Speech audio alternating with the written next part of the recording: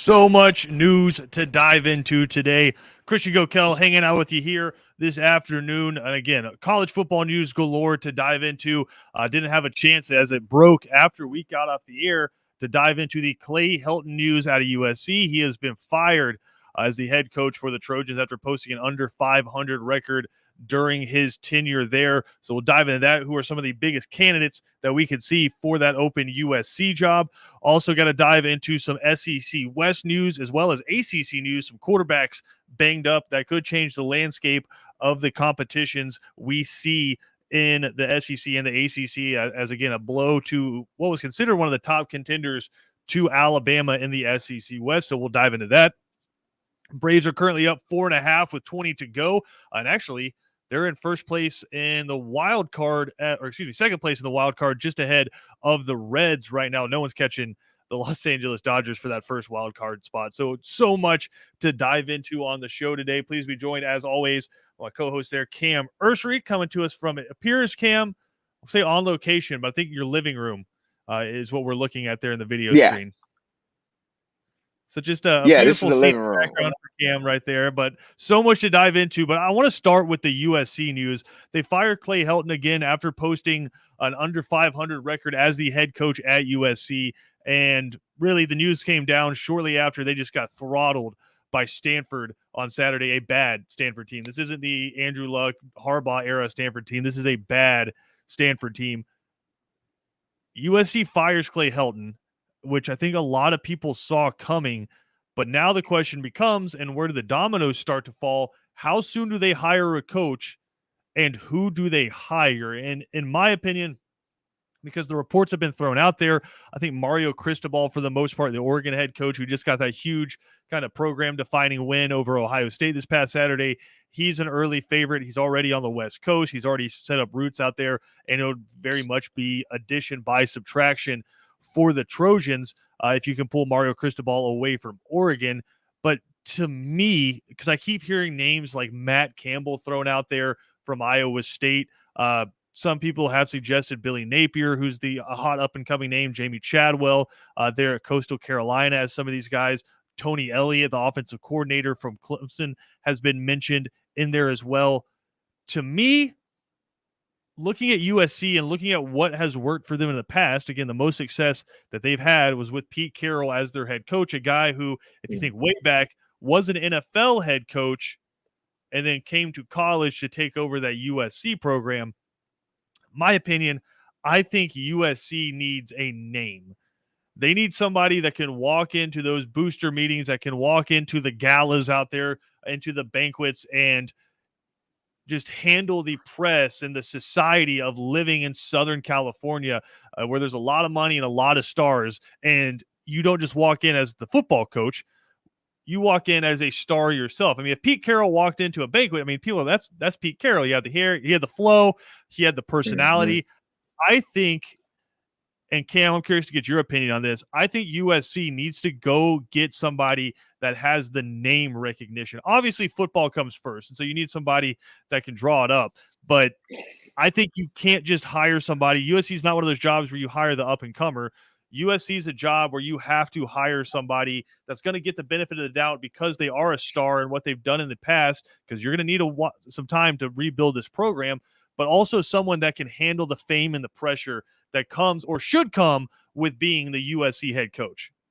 I'll give you somebody great, and I think it'll happen depending on how good he is this year, which I think he is. Bill O'Brien. This is a guy that's won playoff games with the Houston Texans, was a win away from the AFC Championship if he wasn't playing Patrick Mahomes up 24-0 and just blows it. But, I mean, Bill O'Brien, he's the perfect guy for the job. I've coached Deshaun Watson. I've coached DeAndre Hopkins, two of the best players in the NFL. I mean, who better? Traded. Yeah, Coach Ed traded. Okay, I'll give him that. But, I mean, he still coached them. He wasn't a bad coach either. I mean, he was a horrible GM, but a really good coach. Who better than Bill O'Brien? Well, and then now he's under Nick Saban. And with the NFL side of it, too, he, again, like you said, he was in the AFC Championship game, and was just a few plays away, up big on Kansas City in that game from going to the Super Bowl. But to me, even more impressive than that is the reclamation job that he did with Penn State, where if people remember, he was the head coach hired after the Jerry Sandusky scandal at Penn State, and with the scholarship bans and with the postseason bans, able to rebuild and really handle a situation that not many people could handle. And obviously caught a bad rap for some of the moves, i.e., the DeAndre Hopkins trade in the NFL. But I think a guy who you've seen him already rebuild a program, and make no mistake about it, USC needs to be rebuilt. They're not a good football team. I mean, they have a heck of a quarterback in Kadon Slovis, who a lot of people thought could be a first, second round pick in the NFL draft, and they're just bad right now. So it is going to be a rebuilding project. But yeah, I mean, Cam, that would be my first choice, honestly. Some people have thrown out Stoops, who's doing the Fox college football broadcast right now. I mean, that could be interesting, but is he still overly interested in being a head coach? And does he have kind of that name equity that you could use? I think Bill O'Brien certainly does. Again, former NFL head coach, former head coach at Penn State. Now he's the Alabama offensive coordinator. I think he checks off a lot of boxes just in terms of resumes, right? You have the previous head coaching experience in a Power 5 in one of the, I don't know, top 20 programs in college football. Then you go to the NFL as a head coach, so you have the name recognition there. And then, of course, you get the Alabama car wash where you go through, get under Nick Saban, and you can just tell everybody, hey, man, in these 6 months that I've been there, I've learned so much about football and so much about coaching from the guy who's the best to ever do it. I think you check off a lot of boxes with Bill O'Brien. And plus, with his history now, though pretty limited at Alabama, he does have now a network set up in the Southeast for recruiting. So you have one of the most fertile recruiting grounds in America for recruiting, which is Southern California. I mean, the two quarterbacks, DJ Uiagalelei and JT Daniels in the Duke's Mayo Kickoff Classic, both from South California, right? You have that network set up, and now you have the Southeast, Atlanta, South Georgia, Alabama, Florida. You have networks set up there from your time at Alabama. I think Bill O'Brien would be an excellent hire for USC. But again, I don't think USC is one of those programs, Cam, that goes out there and hires somebody as a first-time head coach, right? I mean, Georgia did it with Kirby Smart, but that very much seemed like Kirby Smart was biding his time and waiting for the perfect opportunity because he was that coordinator, right? I think Brent Venables is probably that guy, but he's made it pretty clear based off his paychecks at Clemson, he doesn't really want to go anywhere. But Kirby Smart was that coordinator, right? He was that guy coming out of Alabama. Didn't have head coaching experience before, but he had been Nick Saban's right-hand man through a bunch of national championships. And then, of course, being a Georgia alumnus, I think really helped. I think if you had like a USC coordinator somewhere or alumnus coordinator somewhere that was having great success, he might be, but I just don't think we have that anywhere. And just looking around, there's not a ton of former USC alumni that are really in the coaching game right now or high enough at that level. So I think Bill O'Brien, that's the name I was going to bring up. I think that's a great point, Cam. And the question then would become, if they do identify him as the guy, how long do they wait to pull the trigger on that? Because Alabama's in the middle of trying to repeat as national champions, but USC's trying to rebuild their program, and you now have a early signing period in December that is the biggest signing day in terms of top prospects, not in terms of overall, but in terms of top prospects in the country. And that comes up in December. So I think gone are the days are waiting for your head coach to finish out his season at his previous stop. You want to get him on campus as soon as possible. I mean, yeah, I agree. But I mean, good things come to people that wait. I'll put it like that. I mean, Bill O'Brien, he has to. I mean, he's only coached as an offensive coordinator for 2 games at Bama. We saw Sarkisian kind of do the same thing last year where he coached the full season. Now he's at Texas. Great for him. But that didn't happen this early. I think last year, if they fired Tom Herman after 2 games, Sark's probably out of there earlier. True, very true. Right and now, I wouldn't be. You don't have anybody really hitting the recruits right now, right? Like I've seen a bunch of articles about like which players can we go steal from USC's recruiting class? You need to put a stopgap on that as soon as possible. I can see somewhere in the middle of the season, probably the 8th, 9th game, where they're reaching out to Bill O'Brien. Okay, y'all looking good. You're 8-0, 9-0.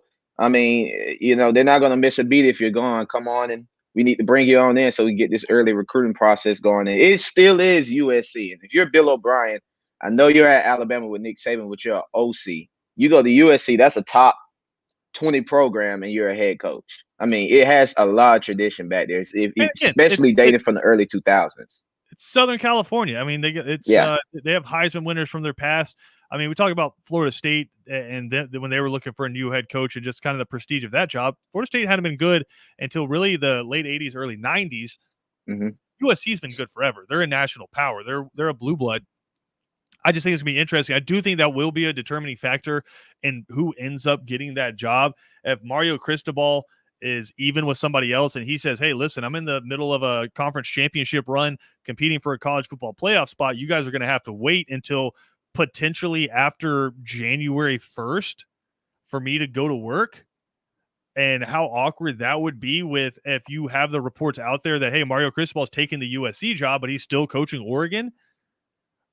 That I think could be a determining factor between him and, say, if it is Bill O'Brien, right? Bill O'Brien, I think that's a little bit cleaner if it's an offensive coordinator leaving from Alabama.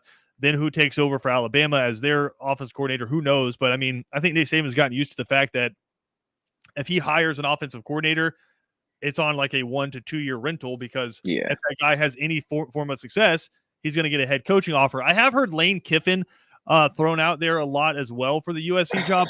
I don't think USC would be dumb for offering him the job. I think Lane Kiffin would tell him to kiss his rear, because if you remember, they fired him on the tarmac of an airport. Mm-hmm. They said, you're not coming home. So if Lane Kiffin took that, that's real risky. And I know he's got a lot, I'd say a lot more equity in the coaching game now, and a lot more people that trust him based off what he's done now with Alabama, and then his time down in Florida, and now at Ole Miss. But if Lane Kiffin takes that job, he's putting a lot of faith in that athletic department out at USC, because again, last time they came to him on the airport runway and said, "No, sorry, this is for USC players and personnel only, and you are no longer one of those." So that'd be tough, Cam, for him to take that. I think he's kind of holding out. I mean, Ole Miss is a great job. I mean, you're in an SEC school; they're going to be able to pay you a lot of money. But I think Lane Kiffin may now be holding out for an even bigger job than that, and I just don't think, based off their past, USC is that.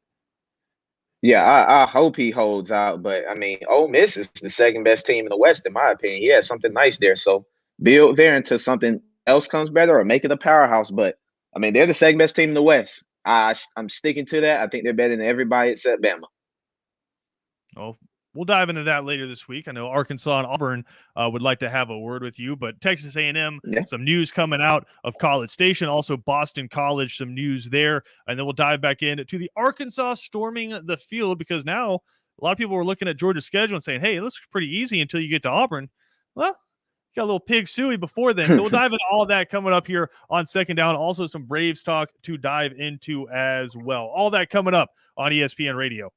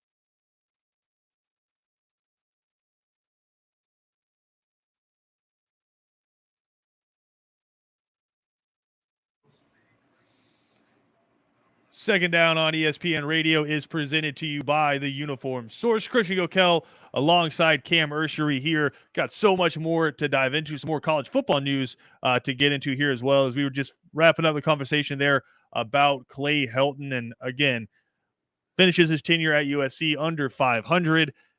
Honestly, haven't really seen a ton of USC talent heading to the NFL, or what we're used to seeing from USC. They'll still put out a wide receiver every couple of years, an offensive lineman, and maybe a DB, but we haven't seen the days where they're putting 2 or 3 DBs, a couple of wide receivers, 2 or 3 offensive linemen in the NFL seemingly every year.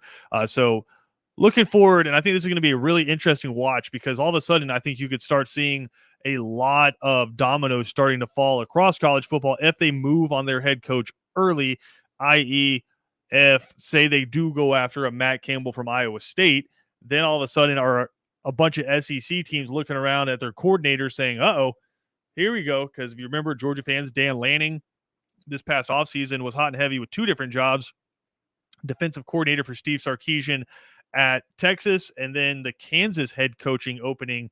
They came after Dan Lanning hard until he ultimately decided to stay at Georgia. So I do think we can start seeing some dominoes fall across college football. Cam, I'm going to throw one more name at you and see how crazy you think this is. Go ahead. Steve Sarkisian, head football coach at Texas. Does he do one and done at Texas and head out to USC, get back to his West Coast roots? No way. No, no way. I hope not. I think Texas is a better program than USC right now. So no way. I mean, I if you hope want to talk not. about less pressure, though, I mean, Texas, you got to win. USC, they Oh let yeah. Clay Helton hang around for 4 years. Yeah, I agree. You got to win at Texas, but man, I mean that's the cream of the crop You're about job. to You have to even slip said into that. the SEC. You just got smacked around by Arkansas. I mean, it's year one. It's going to be a process at Texas. I say year 2, he'll be a lot better. He still has a season to go, but I mean, like you said a long time ago, Texas is a cream of crop job. I mean, it's a one in a lifetime job. I remember a few years ago they offered Saban a huge contract to try to leave Bama to come to Texas. Yeah. So, I mean, this is a huge job, man. I wouldn't leave it at all. It's just one loss. They'll be fine during the rest of the season. I'm sure they'll be a lot better next year. And we got so much more to get to here on the show, but that's going to be fun to watch, because USC is one of those teams where we talked about this in the offseason with Texas. They're one of the teams, very few teams, but they can come into your house, look at your head coach and say, hey, you're our coach now. And they can pretty much pull that off with 95% of the programs in college football. So this is going to be fun to watch with USC. Couple of quarterback injury notes to get into. Boston College quarterback Phil Jurkovec, he is likely out for the season after having surgery on his right hand. We're going to dive into more on that with 3 and out, but that significantly, I think, impacts that division's race, because Boston College was quietly going to have a really good season, I think, but now all of a sudden looking like they're going to be missing their starting quarterback for the remainder of the season. Over in the SEC West, though, Jimbo Fisher confirming that Haynes King, their starting quarterback, is going to miss significant time with what he called a crack in his lower leg. I'm assuming that's a bone break, but he's going to miss 4 to 7 weeks, which puts you without your starting quarterback for the meat of your SEC schedule. Now it looks like Zach Calzada is going to have to be the guy, but Cam, you struggle out of the gate against I don't want to say abysmal opponent, but one that you were superior to talent-wise, and then you go out to Colorado and you put up 10 points, and now your quarterback's out. Are you all of a sudden worried about Texas A&M? Because I'm starting to think they might not be the second contender or third contender. They might be all the way down to 5th to me in the SEC West. I was concerned about Texas A&M beginning of the season because it's hard to replace a guy like Kellen Mond, who's been back there at the quarterback position for the last 3 years, and now you have an unproven commodity at QB. Now he's injured. Now you're another unproven commodity is coming in, and they've struggled. It's going to be a long season for Jimbo. I don't see them getting more than 8, probably 8 wins, if that. It's going to be a Really? So struggle this losing to year. Alabama for sure. Who else you got them dropping? Yeah, Auburn. I got losing to Alabama, Auburn, Ole Miss, Arkansas, possibly LSU. You can put all them in. I know LSU isn't that good either, but I mean A&M, they've looked terrible to say the least. Well, they got a top 20 matchup coming up next week when they head to take on Arkansas at Arkansas. But just a couple of quick things here for Arkansas. Number one, Cam, they were fined $100,000 for storming the field on Saturday, which I thought was hilarious because watching back, Arkansas actually released a video of their athletic director speaking to a state trooper before the game, and they're like, "Listen, we're not stopping them. They're coming on the field, so why don't we just make this as safe as possible? Don't try to stop them. Just make sure all the exits are open so we can calmly get them out after they've had their fun on the field." But I'm not a huge fan of the fines for storming the field. I mean, we spoke yesterday on 3 and Out about the criteria for storming the field. Like, what should your team have to accomplish, and like what should the circumstances be? I think getting your first non-conference top 15 win since 1979, I think that's a field stormer against one of your biggest rivals. You got to storm the field on that. Do I think you need to be like Clemson where you come down on the field every single game? Probably not. But I mean, fighting the athletic department for celebrating, that seems pretty lame because they're already going to have to spend some cash replacing the goalposts and all that. It's boring. It brings back the old days when people used to storm the field after big wins. I love the fact that Arkansas not only beat them, but they destroyed Texas. They did. And that's a huge win for that program. And now we're talking about Arkansas possibly being the second best team in the West. They look legit. You're talking about that. I ain't talking about that. They look legit, though. They're definitely up there, though. They're not a bad team. And I think next week they'll handle Texas A&M by maybe a touchdown or two. They look pretty good, man. I can't lie. But shouts out to Arkansas. They definitely deserve to storm the field that game. They did.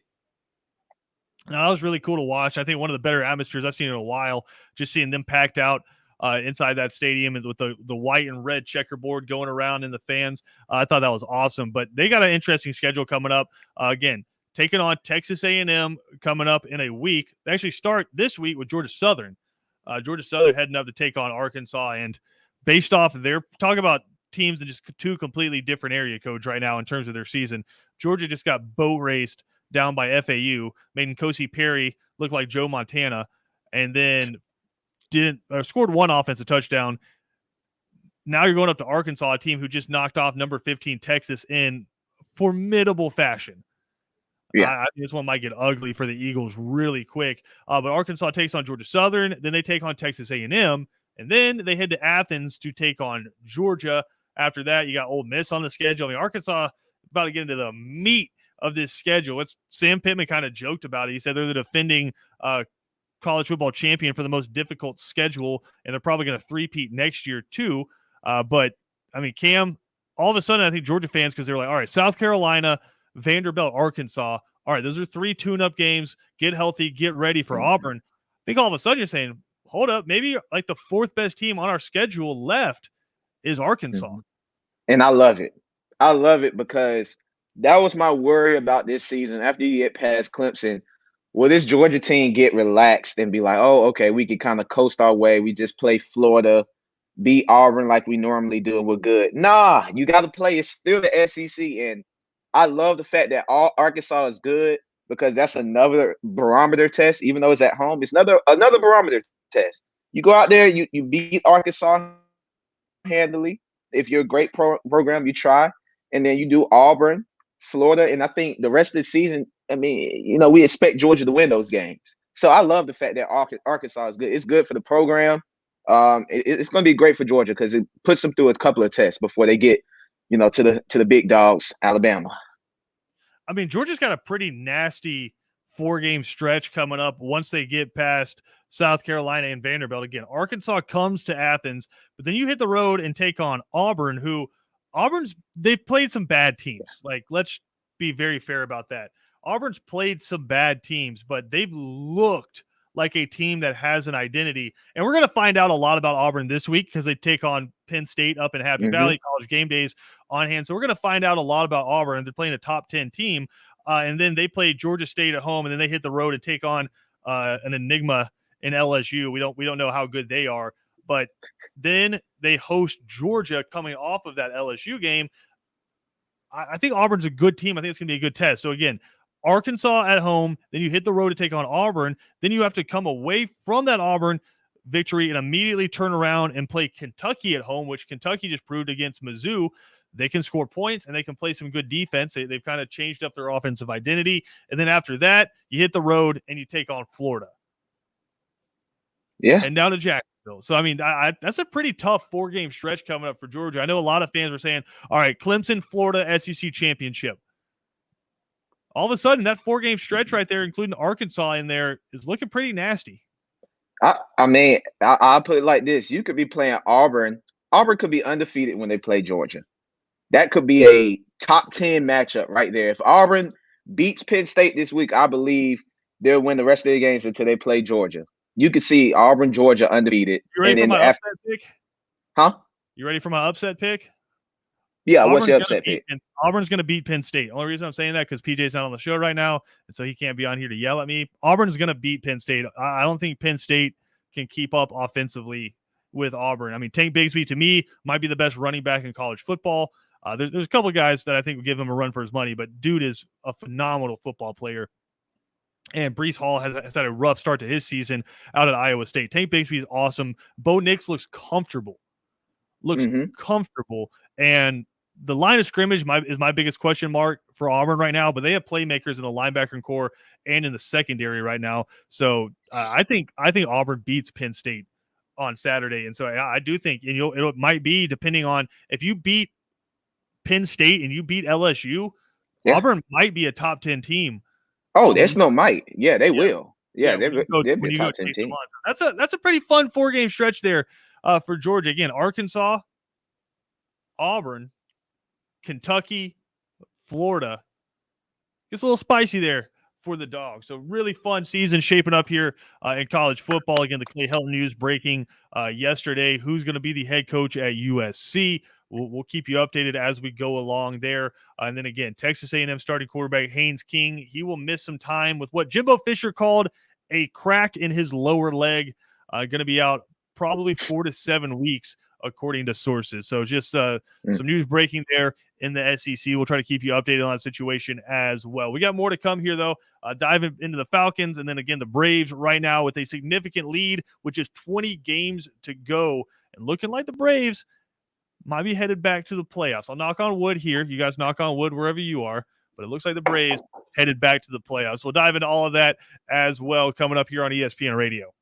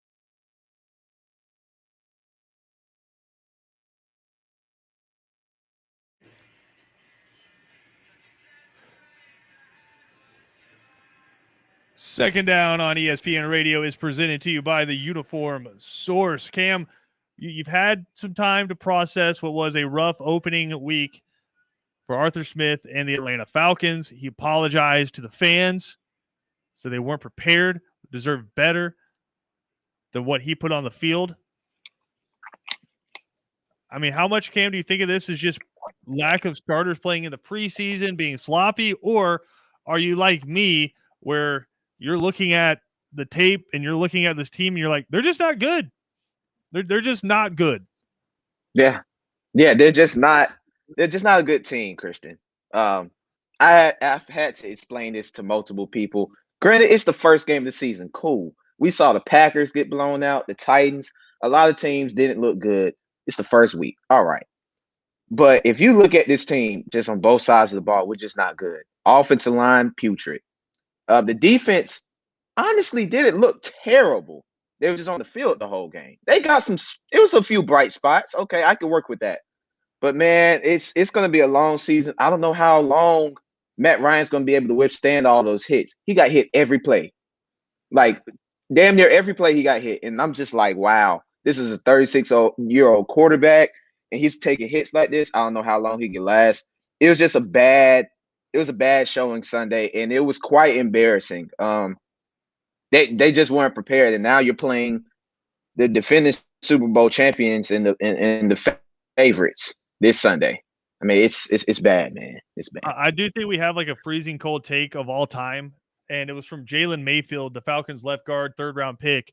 Prior to the draft, somebody screen grabbed this. They said, if you don't want your quarterback hit, take me.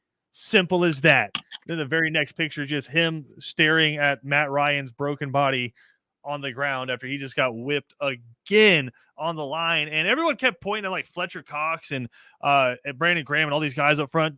It wasn't just those guys that were smoking him. Javon Hargrave had a career day against Jalen Mayfield. And I know Arthur Smith has to defend his guy. He has to defend the pick. And he came out and he's like, listen, we thought he had a pretty good game. He was going up there and just stonewalling some guys half the time. And yeah, he had some rough plays, but you know, he's a growing guy, first start at that position in his career in the NFL. So it's going to be rough. And then they ask him, well, are you thinking about rotating at left guard? He's like, I mean, all options are on the table. So yeah, there's a possibility. So it's like, defends him. And then he's like, I mean, there's a really good chance he's not even starting coming up next week. I mean, Dahlman was rotating in as soon as the 3rd series came up for the Falcons. So, I mean, not to just pile this on Jalen Mayfield, but another video I saw, someone was trying to make like a point that Javon Hargrave was one of the more underrated defensive tackles in the NFL. And so they were doing like the all 22 look from overhead, spotlighting him and his different techniques. They're literally all against Jalen Mayfield. Yeah. I mean, he got destroyed. I mean, Cam, if you just fell down in front of him, you would have given Matt Ryan more time than Jalen Mayfield did. That's true, man. It was embarrassing, and the kid wasn't ready when we drafted him in the 3rd round. He was supposed to be a project, and when I heard he was starting at left guard, I said, "This cannot be good." This guy was supposed to be a project. He comes in next year, and we play Matt Hennessy. I mean, he got destroyed on the at the center position too. This is his first year starting, replacing Alex Mack, who's a Hall of Famer at the center position. I mean, we have a lot to work on, man. And if it's gonna look like this, like it looked against the Eagles, I was booking in 7-8 wins this year. It might be 3-4 wins, man. It's pretty bad. They might be fighting the Jaguars for that top overall pick just based on what we saw week 1. I mean, it's bad. And so you're like, "Whoa, come on, overreaction." You overreacted to just a tough loss week 1. No, I mean, I'm just looking at the roster. I go to the defensive side. Dean Pease, I'm not putting all this on him, but Dean Pease is known for these exotic blitzes. That's fine when you got players that know how to disguise them. But Jalen Hurts was able to see these blitzes coming a mile away because the guys didn't know how to disguise them, didn't know how to show different looks and time them up on these blitzes. I mean, he had 3-4 seconds to diagnose a corner blitz and just kind of slide out of the pocket and run for a first down or hit somebody running wide open. I mean, there's zero pressure on Jalen Hurts, and it doesn't get any easier this week. I mean, you're literally going down to take on the defending Super Bowl champions who didn't lose anybody and just came off a great offensive performance. I mean, who's one-on-one with Antonio Brown? Man, hey, I Who's I, I wrong don't with know. Godwin? Mike Evans, Chris Godwin, Gronk, Who's the crew. who's guarding Gronk?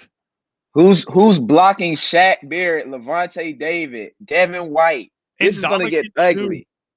Oh my goodness. And that was the And other they thing Arthur Smith said about Jalen Mayfield. He's like, listen, you got a start against a really, really strong defensive front line. It's the NFL. everybody's strong for the Yeah, it's most like, part. okay, so it's like, Yes. okay, if Nate Fletcher Cox this week, it's in Dominican Sue. It doesn't get any better. The Tampa defense, this is the best defense in the league. I mean, And it doesn't get any JPP's still better. down there doing it. Oh Lord. Oh, okay. Can we come to What does agreement Matt on Ryan's this? life insurance look like? I Because hope this it's is high because this is about to get ugly. But can we come? yeah, because this Can is we agree Florida on this? State I've had offensive line arguments. level bad. I've Yeah, had this is arguments Florida with State people offensive about line this. level bad right now for the Falcons. It's not looking good, and I don't know how it gets better, Cam, because it's not like you have injured guys who you're waiting to get back. This is it. Yeah, I mean, yeah, this is it. People are blaming Arthur Smith. It's not his fault. It's what he inherited. So everybody's saying, get rid of Arthur Smith, and I've been hearing people he can't coach. For one, it was his first game. Two, he inherited a bad team. We as fans had to understand this is a rebuilding process. We are not a playoff team anymore. It's those years are done. It's time to build a foundation and work on that. But the man, he's not going to come in and change it game one. It's going to take some time because this is a bad team. Every time I start to feel like a glimmer of like maybe if Matt Ryan and Calvin and Kyle Pitts start showing, I remember Cordero Patterson is your number 2 running back. It might be your number 1 running back.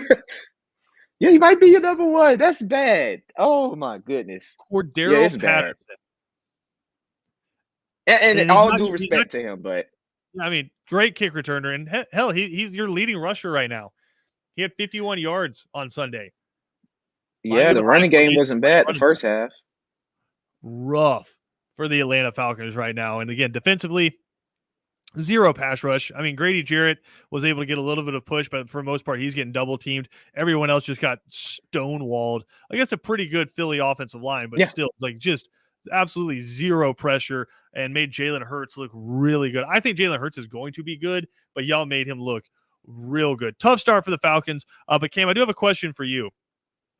Right now, he did have 3 interceptions, but Trevor Lawrence has 3 touchdowns. That's 3 more than Matt Ryan.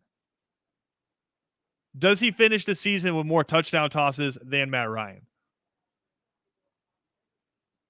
No. Only reason why I say no, he just played Houston. And Houston is, I mean, they're kind of on par with Jacksonville. Houston's not good either. So, no, Trevor Lawrence is going to struggle. He's going to struggle a little bit. I saw that Sunday. He'll struggle a little bit. Well, he So, I struggled on don't Sunday. He think threw so. 3 picks, but he also threw 3 touchdowns. Yeah, but he had, 1 touchdown to 2 or 3 picks before he threw them other couple of touchdowns. I think Matt Ryan, they'll score some points. I don't think game 1 will be what the season will be indicative of, but Matt Ryan will score some points. It's still Matty Ice and the crew, so they'll Again, score it some doesn't get points. any easier. You head down to Tampa Bay. That's a 4:35 kickoff too, so you'll be one of the primetime games in the middle of the afternoon. You can't just hide that 1 o'clock slot and get smoked. You're gonna have like a quarter of the country watching you get decimated by Tom Brady. So we do have that coming up this weekend to look forward to. So maybe Falcons put up a little bit more fight in week 2. Just maybe this was their preseason game where they had to work out the kinks because we didn't see any of our starters play in the preseason. Hey, this is the preseason game and see them work out some kinks. Who knows? We'll find out coming up on Sunday. We got more to come here on Second Down. We'll come back after this.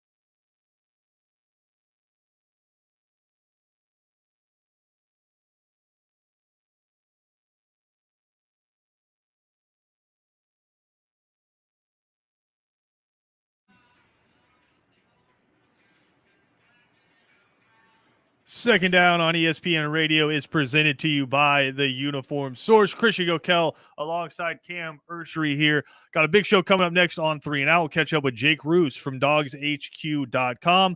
Get the latest from the injury reports there. Could we see JT Daniels coming up this week against South Carolina, or is it the mailman again in Athens? We'll have to wait and hear from Kirby Smart on that. But Cam, some other injury updates. Doesn't look like Georgia will be getting Tyke Smith or Darnell Washington back for this week, but he did say that they are progressing into the next stages of their injury, which means the boots are off. They're out there running around a little bit, getting back healthy. And I think that's what's really fascinating about this season for Georgia is we know they're good. You're 2-0. You've outscored opposing offenses with your defense, just your defense, 14-3 so far this season. You've already beaten a top 3 team, looking pretty good on offense, I'd say, against UAB, a defending conference champion from last year. So it's been a really good start for Georgia, and they're still missing a ton of guys. You haven't had Tyke Smith yet, and he was supposed to be an All-American transfer coming in and playing that same position Latavius Brenny's playing right now. You haven't had a bunch of your wide receivers. Reports are Dominic Blaylock could be back as early as this week, which would be really cool to see him come back. But you're also missing still Eric Gilbert, and you don't know if you're going to have him back, period. You've been missing Darnell Washington. But in his absence, you've seen some guys step up. I think Brock Bowers has been awesome. I'm really looking forward to watching him for the next 3 years in Athens, Cam, because he looks like a different kind of playmaker than we've seen Georgia have at tight end, really. Yeah, Robert Griffin III said it. You're going to see this guy play on Sundays. I mean, if you look at his build and he's fast. You seen the sideline catch on the right side. He outran everybody, and that's a big dude, man. So I'm excited to see what he could bring to the table. He's pretty good. And I mean, neglected to mention Karis Jackson there. I mean, he's been healthy enough, it seems like, to do the straight line runs there on the kickoffs, but I guess maybe just not in and out of the breaks quick enough on the pass routes so far. So haven't seen him yet at wide receiver. Could that be something we see this week? Because again, you got South Carolina, and they're 2-0. They're technically South Carolina undefeated right now, but they've played some pretty bad teams, to be fair. FCS opponent, and then you go and you have to kick a game-winning field goal as time expires to beat East Carolina. So we don't really know how good the Gamecocks are. I think this one should be if it tells you anything, Cam, Georgia was a 24-point favorite over UAB. They're a 31-point favorite over South Carolina. And then the next week you have Vanderbilt coming up, and Vanderbilt got boat raced by ETSU and had to fight and claw to beat Colorado State, a really bad football team. So I don't think they're in a rush to get any of these injured guys back these next couple of weeks. No, I wouldn't be in a rush either, especially South Carolina and Vanderbilt. Vanderbilt in particular, I mean, I'm not going to even speak on it. But, yeah, I wouldn't be in a rush. Bring these guys back slowly, man, so everybody can be healthy when that Auburn game comes up, because that's in Jordan-Hare. That's a huge game. Hey, don't be skipping over Arkansas. Oh, yeah, I forgot about Arkansas. My bad, Razorbacks. Y'all deserve y'all respect. Man. Well, that's my bad. Razorbacks, y'all deserve y'all respect. Y'all are a good team. You're a top 25 team. We have to bring our A game when we play y'all. And again, I think maybe Vanderbilt, you start seeing some of these guys really come back, because you are going to want to get just some limited time, but some live action reps before you start getting to the meat of that Arkansas and Auburn. And then it gets real, like we mentioned from there, Kentucky and Florida coming up really fast on the schedule as well. So getting into the meat of this Georgia schedule, got a couple more games. It's funny that you're calling conference games tune-up games, but I mean, I'd be careful, because we all remember what happened the last time South Carolina came to Athens. So sure, Georgia looking for revenge. We'll dive more into that as this week goes along. But again, big show coming up on 3 and Out. If you missed any portion of our show today, you can check it out on Spotify, Apple Podcast, or ESPNCoastal.com. 3 and Out coming up next.